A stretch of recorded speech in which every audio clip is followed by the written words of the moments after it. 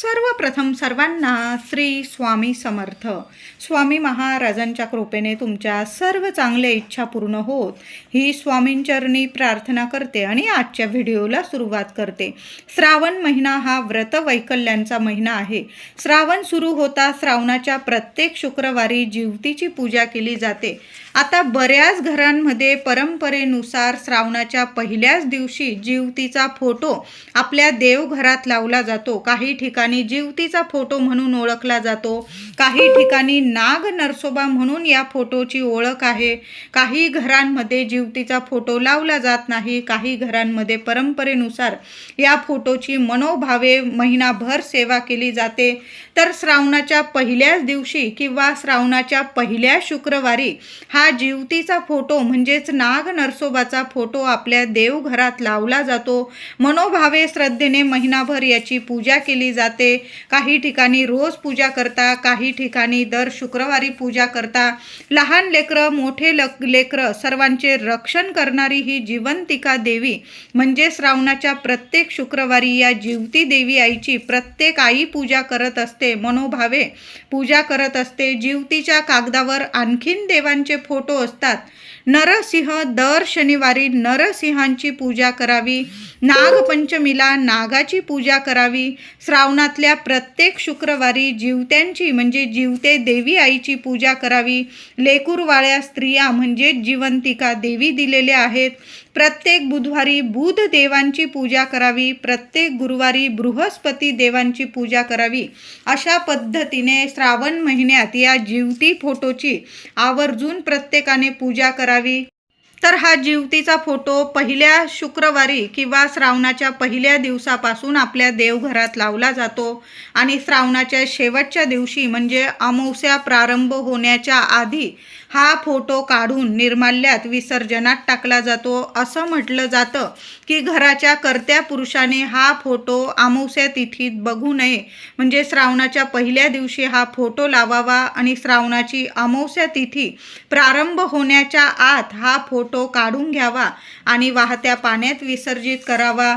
म्हणून हा फोटो श्रावणाच्या अमावस्येला हा फोटो काढून निर्माल्यात टाकावा. आपल्या घरात बाळाचा जन्म झाल्यानंतर 5व्या दिवशी आपण 5वी पूजन करतो, तर काही ठिकाणी षष्ठी पूजन केले जाते. आपल्या मुलांच्या जन्मानंतर 5वीला व षष्ठीला 3 देवींचे पूजन केले जाते. पहिली देवता जिवंतिका आपण श्रावणात ह्या जिवतीचे पूजन करतो. ही जिवंतिका बाळाचे संपूर्ण जीवनभर पालन पोषण रक्षण करत असते. त्याला सुख समृद्धी ऐश्वर्य प्रदान करून देत असते. म्हणून आपण जरी 5वीला जिवती पूजली असेल तरी प्रत्येक वर्षी आईने श्रावणात जिवंतिका देवी आईचे पूजन जरूर करावे. बाजारात जिवतीचा फोटो तुम्हाला मिळून जाईल. पूजेचं दुकानात तुम्हाला सर्व म्हणजे जे साहित्य तुम्हाला पूजेसाठी लागेल ना तिथं मिळून जाईल तुम्हाला. तर या घरात म्हणजे काही घरांमध्ये जिवतीचा फोटो देवघरात लावला जातो, काही ठिकाणी लावला जात नाही.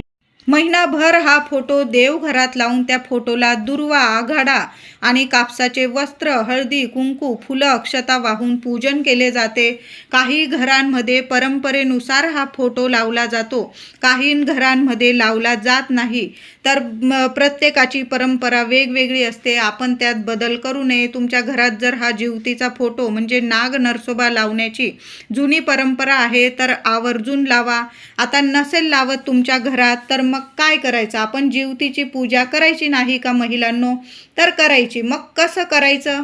तर प्रत्येक शुक्रवारी आपल्या बाळाला आपण 5वीच्या दिवशी जी जिवती गळ्यात घालतो ना, सटुबाई म्हणतात त्याला, ती जिवती सोन्याची असो किंवा चांदीची, ते लहानसं पान असतं बघा. 5वीच्या दिवशी प्रत्येक आई आपल्या लेकराच्या गळ्यात जिवती बांधत असते, म्हणजे सटुबाई गळ्यात बांधतो आपण. मग सोन्याची असो चांदीची असो, ती काय करायचं? श्रावणाच्या प्रत्येक शुक्रवारी आपण जिथं ठेवलेली असेल सोनं नाणं जिथं ठेवतो आपण, नीट जपून ठेवतो लेकरांच्या वस्तू, ती जिवती काढावी. ती स्वच्छ धुवून घ्यायची. थोडंसं तुम्ही दुधाने सुद्धा त्याला अभिषेक करू शकता. नाही जमलं थोडं पाण्याने धुवून घ्या आणि एक पाट मांडून घ्यायचा आहे. त्यावर स्वच्छ कपडा अंथरून घ्या. किंवा पाठ नाही मांडता आला, तुम्ही देवघरात जरी तुमच्या देवघरात थोडी जागा असेल तिथं जरी त्या जिवतीला थोड्याशा फुलांच्या पाकळ्यावर किंवा अक्षता असतील थोड्याशा अक्षतांवर ती जिवती तुम्हाला ठेवायची आहे. हळदी, कुंकू, फुलं, अक्षता, दुर्वा प्रथम गणपतीची पूजा करून घ्या आणि प्रत्येक शुक्रवारी ते जिवतीचं पान काढून ते देवघरासमोर किंवा एखाद्या पाटावर ठेवून एखाद्या कपड्यावर पाट मांडून घ्या. त्यावर कपडा अंथरा, थोडी फुलांची रास करा किंवा तांदळाची रास करा, त्यावर ते जिवतीचं पान ठेवायचं आहे. हळदी, कुंकू, फुलं, अक्षता, दुर्वा, आघाडा वाहून त्याची पूजा करायची आहे. दर शुक्रवारी आईने मुलांचं त्याबरोबर औक्षणसुद्धा करायचं आहे. दिव्याने अगरबत्तीने त्या जिवतीला ओवाळून घ्यायचं आहे आणि नंतर आपल्या मुलांचं साध्या दिव्याने, कणकेचे वगैरे दिवे बनवायची गरज नाही. जेव्हा आपण जिवतीचं पूजन करतो देवांना ओवाळून घ्या आणि नंतर त्याच दिव्यांनी जरी तुम्ही देवांना ओवाळून झाल्यानंतर जिवतीचं पूजन करून झाल्यानंतर आपल्या लेकरांना पाटावर बसवा किंवा आसन घेऊन बसवा, पूर्व पश्चिम बसवा आणि मुलांचं औक्षण साध्या भोळ्या मनाने अगदी मनापासून आईने औक्षण जरूर करून घ्यायचं आहे. मुलांचं औक्षण करून झाल्यावर ओवाळल्यानंतर थोडेसे तांदूळ हातात घ्या आईने आणि त्यातील थोडेसे तांदूळ मुलांच्या डोक्यावर टाका आणि उरलेले जे तांदूळ असतील अगदी मुठमुठ घ्या, असं मुळीच नाही, थोडेसे अख्खे तांदूळ हातात घ्या. औक्षण झाल्यानंतर तांदूळ हातात घ्या, मुलांच्या थोडेसे डोक्यावर टाका. उरलेल्या काही अक्षता असतील, तांदूळ असतील तर चारही दिशांना 4-4 दाणे टाकून द्यायचे आहे. यामुळे चारही दिशांनी लेकरा बाळांना भरभरून प्रगती मिळते आणि चारही दिशांनी देवी आई, जिवती देवी आई आपल्या लेकरांचं रक्षण करत राहते. म्हणून तांदळाचा हा उपाय प्रत्येक आईने जरूर करा. आता मुलं बाहेरगावी राहत असतील, शिक्षणासाठी, नोकरीसाठी किंवा लग्न कार्य झालेलं आहे तरी पण आईची चिंता असते की आपले लेकरांचं कायम रक्षण होत राहावं. तर मग काय करायचं, मुलं बाहेरगावी असतील तर मग तुम्ही हातात थोडे तांदूळ घ्यायचे आहे आईने आणि मनातल्या मनात लेकरांच्या सुख समृद्धीसाठी, रक्षणासाठी जिवती देवी आईला देवघरासमोर तुम्हाला प्रार्थना करून घ्यायची आहे आणि चारही दिशांना ते तांदूळ 4-4 दाणे थोडे थोडे टाकून द्यायचे आहे. याचा अर्थ तुमची मुलं लांब जरी राहत असली तरी त्यांचे श्रावणात शुक्रवारी तुम्ही औक्षण केले आहे आणि जिवती देवी आईला तुम्ही प्रार्थना केली आहे की माझ्या लेकरांचं चारही दिशांनी रक्षण कर, भरभरून त्यांना प्रगती मिळू दे. म्हणून अशा पद्धतीने तुम्ही तांदळाचा हा उपाय दर शुक्रवारी करू शकता. नाही दर शुक्रवारी पण एका शुक्रवारी तरी जरूर आईने हा उपाय करा. त्याचबरोबर श्रावणाच्या एका शुक्रवारी एखाद्या लेकूरवाळ्या स्त्रीला, सवाष्णीला जेवू घालावे, तिची खणा नारळाची ओटी भरा. जेवणात पुरण केलेलं असेल तुम्ही तर त्या पुरणाचे 7 छोटे छोटे दिवे तयार करून घ्या. 7 दिवे तयार करून घ्या. पुरणाचे एकमुखी दिवे तयार करा. त्यात फुलवात ठेवून तुपाचे दिवे लावून देवी आई जिवतिकेची आरती करून घ्यायची आहे. तुम्हाला देवी आईला प्रार्थना करा. पुत्र, धन, सौभाग्य आणि मनातील सर्व चांगल्या इच्छा पूर्ण करणाऱ्या देवीस माझा नमस्कार असो, अशी तुम्हाला साध्या भोळ्या मनाने आपल्या लेकरांसाठी प्रार्थना करून घ्यायची आहे. दर शुक्रवारी जिवती देवी आईची पूजा सेवा जरूर करा. हळदी, कुंकू, फुलं, अक्षता, दुर्वा आणि आघाडा. दुर्वाला आणि आघाड्याला खूप महत्त्व आहे. बघा, तुम्हाला मिळून जाईल. आघाड्याची काही पानं जर आपण जिवतीच्या फोटोला अर्पण केली, देवांना अर्पण केली, दुर्वा अर्पण केल्या, प्रथम गणपती बाप्पांना अर्पण कराव्या, नंतर जिवतिकेचा फोटो लावलेला आहे आपण नाग नरसोबा, त्यास अर्पण करावा. त्याचबरोबर कापसाची माळ 11 मण्यांची, 21 मण्यांची त्या फोटोला दर शुक्रवारी जरूर अर्पण करा.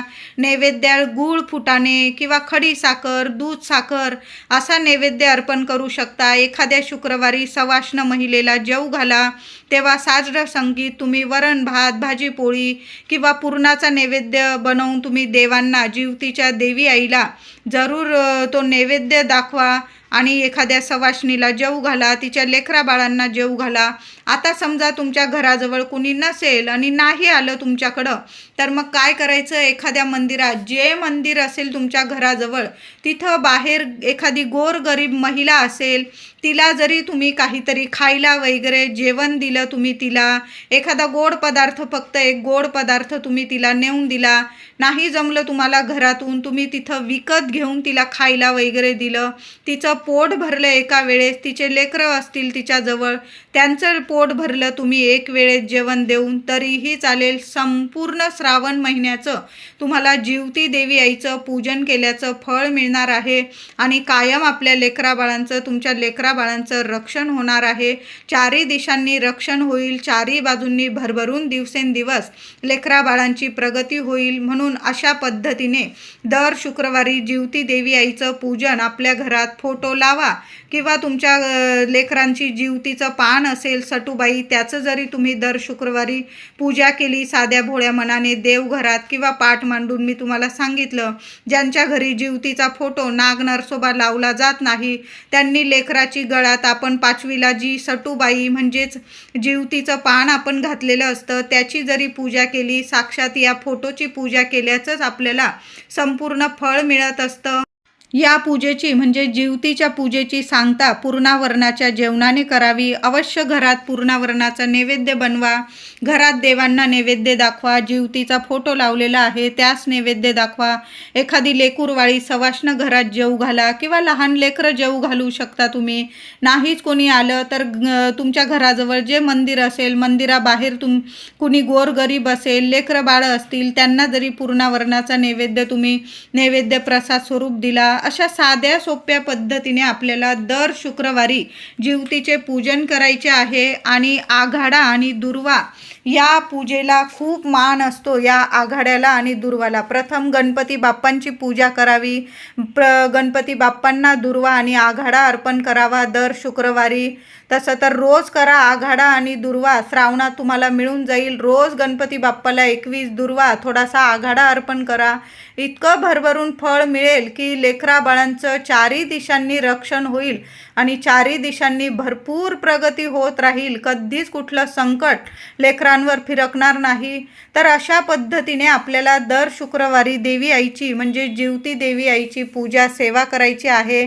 आरती करा. लहान लेकरांना काही खायला वगैरे तुम्हाला नैवेद्य देता आला दर शुक्रवारी तर जरूर द्या. किंवा एखाद्या शुक्रवारी जरी तुम्ही एखाद्या सवाष्णी बाईला जेवू घालू शकता तर तसं करा.